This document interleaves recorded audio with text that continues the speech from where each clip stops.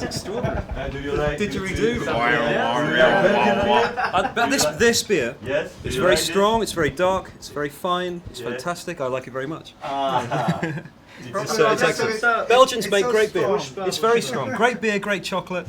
I don't think your TV comedy is very good, but the beer is excellent. You're right. We don't have TV. Oh, okay. No, we have a political face value. Splendid. But here we have BBC. Yes, absolutely. BBC To 1, us. BBC 2, BBC 3. Three we have, yeah. BBC World Service. We do. Absolutely. You invented television. That's right. The Scottish. My That's God, right. Yeah. we are Britain. Tu veux du son là-dessus ou pas? Where are you from? Oui, du son, s'il te plaît. Hein? Ouais, du son. Tu veux ou pas? Oui, on veut. Toujours du son. Pardon. So you can hang your hats while you're playing. From where? From where are you? I'm from London. Yeah, and also I live in Surrey now, which is just kind of southwest of London. Very leafy, very beautiful part of London. It's lovely. I don't have a passport with me, so I'm in terrible trouble. But hopefully I'll be able to get home tomorrow with some quick talking and possibly some bribing. We sold quite a lot of CDs. Bill's and some plead rubber words. gloves. That's right. Yeah. Ribbed for my pleasure, I think. To the Queen. Yes, of course. Yeah. Nous sommes prêts. Yeah. Okay. So we start with silly questions. Yeah. Okay. And the first one is, would you please present yourself? Okay, my name is Jamie. I'm the drummer in Sphere Cubed. We are your band for tonight. We've just played actually. It was very good. It's a prog festival here at the Spirit of 66 in Belgium. We've played here before. We played here in October last year. Yes, to summarise, tonight was very good. I enjoyed the set very much. And the others? I am Bill Burnett. I am the bass player in Sphere Cubed, and yes, it's been a fantastic night. Everything he just said, we had a wonderful time. I'm pretty shattered right now. I jump around a lot, but it's been a very good night, very enjoyable night. I'm Steve. I play guitar, and I'm very, very exhausted. But we'll try and do our best for you to Look at the size of his forehead. to answer all your questions. But yes, so I have to apologise for our tiredness And missing keyboard and sweat and missing keyboard player. Yes, Where is the missing keyboard? the missing keyboard I player think he's is. still adjusting his instrument. His instrument's not quite correct yet. He's adjusting it from left to right. Adjusting his organ. Yes, that's right. His very large organ is being adjusted as we speak. First serious question. Yes. Where does come the name of your group? yes. Yes. Yeah. That's deep in the mist of time. We originally came up with just the name Sphere. And I'd love to give you an exciting story, but it was basically just we argued and argued over a short list of hundreds of words, and knocked it down to that one eventually. And we were called Sphere for quite a while, certainly 2 or 3 years, and then discovered there certainly is or was another band called Sphere. Our record company got a bit panic and asked us to change the name, but because people knew it, we didn't want to completely change it. Being a bunch of difficult mathematical buggers, we just thought we'd add a cubed sign on the end of Sphere. Something we thought was very clever at the time. A millstone was still carrying around our neck because everybody we say the name to is going a sphere cube, three spheres. Are there 3 of you? So it's an aesthetic. I'm Neil Durant, the keyboard player. I've just been to the very top of the building and back, thinking the interview was upstairs. So. That's what he said. Traditionally, this is always the last man to arrive to everything. That's actually correct, and it's never my fault. Yeah, right. So your answer means that the name of your group has been built on an aesthetic reason. Finally, rhythmic reason. An aesthetic joke, I think, would be. Yes, yes, a mathematical.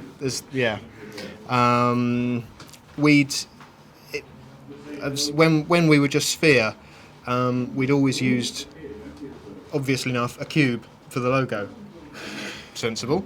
So when we had to think about a new name, it just seemed a logical extension by taking more advantage of the cubic sort of aspects that we've been working on for such a long time. So Thank you. it's So, second serious question. We have been told just before that the style of music that we call progressive, rock progressive, is characterized by change of rhythms and a lot of melodic colors. So did you learn it at school and decided to do such, or what other reason? Oh no. They don't teach this sort of thing at school. Not in England. No. I think we all fell in love with prog at some point. You know, I think probably during our late teens would it be for most of us. I would think. Yes, that's right. When we started, we were absolutely pure prog. I mean, we did wear our influences on our sleeve. You know, the Yes and Genesis and Meridian, Pink Floyd, King Crimson. I think as we've gone on, we've actually opened our mind to many more influences, so that we've become more of a mixture of prog and jazz rock fusion. Very influenced by sort of Bruford Band, Return to Forever, this kind of thing. Crimson keeps coming back though. King Crimson are always there, always an important influence. But yeah, I mean, just a love of prog, and then really since then a love of just so many other musics that we just try and bring into it, mix with it, and create something that is. It still has prog influences, but we hope is something more original, something that is a unique sound to us, rather than just something that we're just borrowing from. You hope so. We hope so. We don't want to be the judge. It's all subjective, but there's a sort of a big melting pot of all of our individual influences. Yes. And so there's little bits from all over the place that are sort of continually growing as we, you know, learn more and just get better.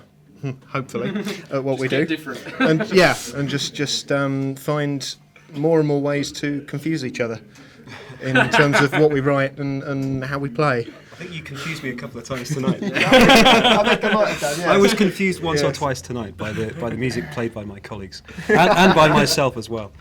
So. But how do you compose? Is that somebody that composes and the other that plays, or? I don't compose at all. I'm a drummer. I don't really understand notes or music. You know more about composition than me. Who does? The rest of us have all composed and do all compose for this band.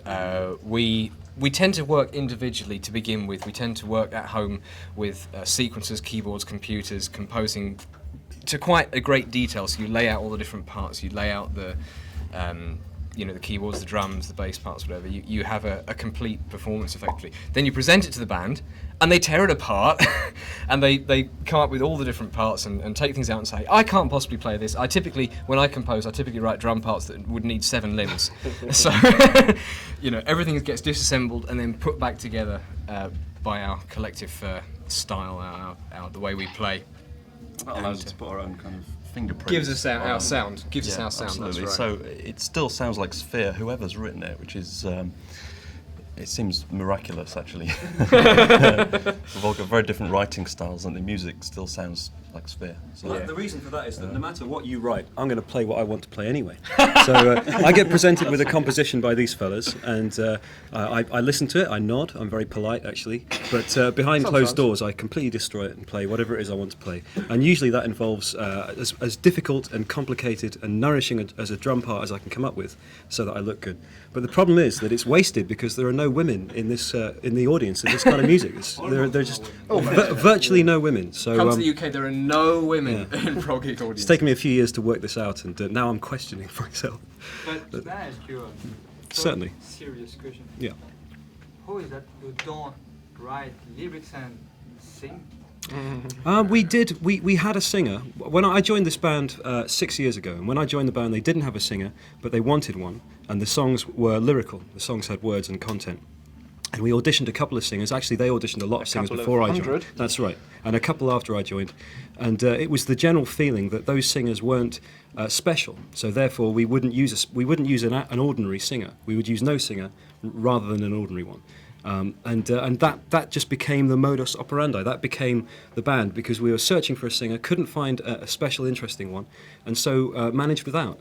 And what's happened in the meantime is that the four of us have kind of just taken over and we share the limelight. It's really four voices now, four musical voices, all competing and trying to be louder than one another. But also, And what can mean and how can mean? say that again. How and what can mean for instrumentalists with no lyrics? What message can you give to the audience? We are a quartet. I think it's really. What does music mean? Is that Yeah. Yes, what we're saying? Without the words. Oh. What do you say to? Well, I think it's in the audience in the same way as classical music or jazz music. You make your own interpretation. So lyrics, some people listen to them, some people don't with vocal music, whereas instrumental music, you make your own interpretation. But if you would.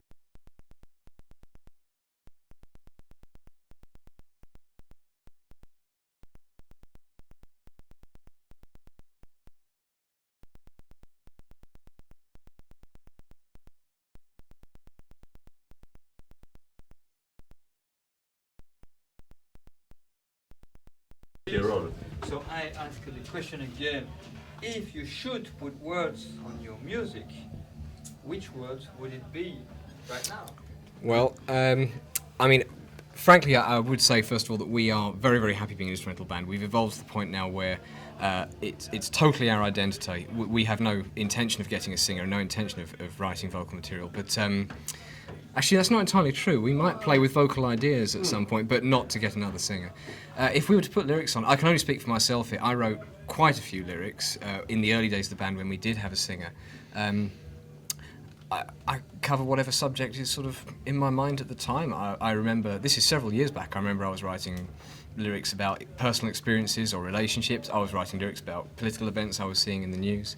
It really is whatever comes to mind, and I imagine it still would be. Obviously not the only lyricist here. You wrote some of the lyrics as well. Yeah, it was very much the same. It's sometimes what the music itself would suggest, either if it was something that I was working on or one of the others. It's hard to say where it comes from, really. Okay, but if I may interrupt you, you and your colleague, you said, you said first political relationship and so on, but would you please try to put a synthesis, an ideology above your music, you know? What kind of message, what kind of universe? Don't do drugs. Do drugs. Do drugs? Do drugs. Do drugs. Be afraid. Or just chocolate. Do good drugs. Yeah. Actually, no, don't do drugs. Especially children. And adults, but particularly do children. No, Don't do them either. do adults, though. But yeah, certainly don't do drugs. Except this one, because it's drugs? legal. Illegal ones, of course. Our government knows best, therefore, if it's legal, do it. If it's not legal, don't do it. Yes, but why Kids. do drugs? Do you do drugs? I At did. all? Okay. Oh, you did. Which Yeah. drugs did you do? Coffee. Yeah, okay. Cigarettes? Yeah. Coffee's a good drug. Cigarettes not a particularly good drug. Coffee's I like coffee. Cocaine. Yeah, cocaine's bad, Acid? really. Mushrooms is brilliant. What else? Acid's good. This isn't getting shown in Britain, is it? Anyway, Should we mention the to passport move the there? subject back onto Sphere and away from drugs, because really we're against drugs, except for legal ones. What was the question? The question was... okay, the question was about lyrics, and I could tell you what we wouldn't sing about. We wouldn't sing about hobbits. We wouldn't sing about Tolkien. We wouldn't sing about mythological creatures. Why? Because every other been prog done. band It's been does. That's why. And It has been done and to be written. Well, yeah, only the truly ignorant can claim to be truly original. But within this genre, there's a great deal of mythology, particularly Tolkien-esque mythology, being plundered for lyrics. And like anything else, it's self-propagating and it proliferates like a fungus or a disease across the whole genre. And we don't want to have anything to do with that. And a lot of the singers that we auditioned I could see they were just wanting to shout, the hobbits, the wizards, they're coming to get us, etc., etc. And we don't want that. We're not having that. So what instead? instead we have nothing. But that's Bill's right. If the right singer was to come along, we'd take him or her on. And Bill still has lyrical ideas. And actually, a couple of the tunes in the set that we played tonight Used to be. do have words, tacit words at the moment, admittedly, but the words are there in the background. You just can't see or hear them. Fallout and Lights Going Down. And again as well. And again. No, not again. Again's got words, isn't it? Again, had words. Did it? Yeah. Oh, not that I knew. Never mind. No, there's a couple of songs that we still play on and off in the current set. And say the early sort of demo EP that we released a very, very long time ago with the singer. So there are lyrics. Very relationship-based sort of stuff, a lot of it. Once you loved the Hobbit, Some of the them. Hobbit didn't love you back. Well, yeah. Are you children of the nonsense? Yes. We're all children of nonsense. Definitely. Yes. I'd like to remain a child of nonsense for as long as I can.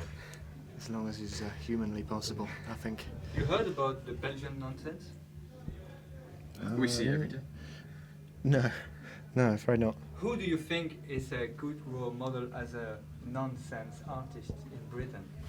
Well, I think the best role model, sadly, is dead. Frank Zappa, I think, was the greatest nonsense role model ever. Spike Milligan was very good at fantastic nonsense. nonsense. Yeah, he was a fine nonsense exponent. And also dead. Remaining nonsense exponents in Britain, Eddie Izzard, I think, is a fine nonsense exponent, as is Bill Bailey. Is there anything that makes sense that you want to say? Ah, that's a good question. Buy our album? No. Yes, buy our album, of course. www.sphere3, that's SPHERE 3.co.uk, and then just click buy, and that'll be fine. Thank you. Thank you. Thank you.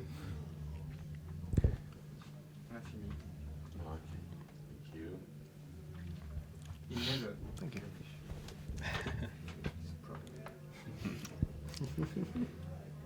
For you, what is a wonderful life? Broad question. Very. Your Don't go there. No. Just to have enough. Yeah, maybe. To have enough hair. Maybe it's yes. Just to be able to express what I need to creatively, and have the opportunity to do that as true as I can. I think, in whatever format. Donc ta cassette, tu sais environ où t'en es. Ouais. Donc on regarde quand même. Je veux du chocolat. Ah, tu veux du chocolat? Il veut du chocolat. C'est un homme jouant l'hystérique. Alors, tu vois, t'es à 52, il te reste 40 minutes en tronc. Donc la cassette suivante, bah fais-moi une d'office. Alors, c'est juste comme un peu.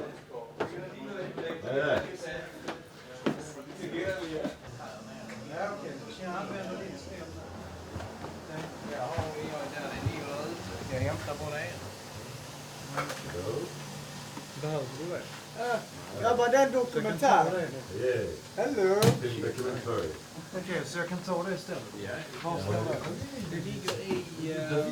Ah, c'est un porte-manteau pour les chapeaux. Den som inte går att stänga? Okay. Do you like Tintin? Yeah, I love Tintin. Yeah? Yeah. It's a Belgium people. Yeah. Belgian. Yeah, I know. Tintin is the role model. Yeah, no. It's nothing to do with that. It's only me who's a big fan of Tintin. Okay. No, I think the drummer is too. It's the London haircut right now. Huh? Let's say I may try. Yeah. It's a little bit long. And maybe I'm sweet. Ah, that's something there, man. Maybe.